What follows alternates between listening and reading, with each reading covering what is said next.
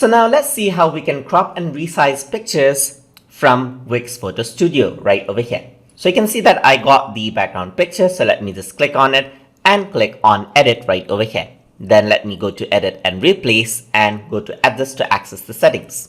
So over here on the left side, you can see that there's a lot of options. So I'm just going to focus on crop and resize right over here.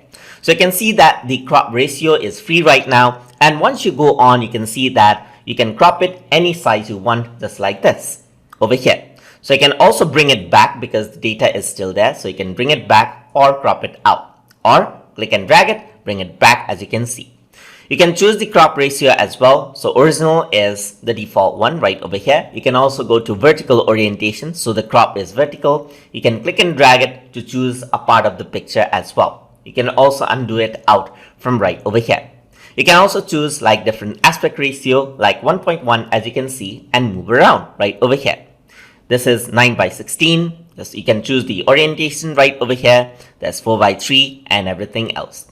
You can also resize the image right over here. So right now, this is the resolution. So let's say you want to bring this down. If you were to bring it down into something like 300, the quality is much less. Press apply and you can see that the quality of the image decreased right over here. You cannot magically increase the resolution, but it still does try to smoothen things out right over here by pressing apply. You can see that it does smoothen things out a bit. So now over here, the other option is rotating the image. So you can rotate the image left or rotate the image right, just like this. You can flip it horizontally or flip it vertically, as you can see.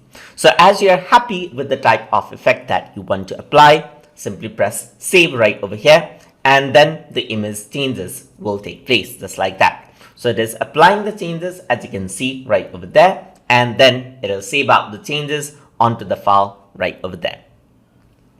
And then it reflects onto your website as well, just like that. And to edit it even further, then you go to adjust and edit it again.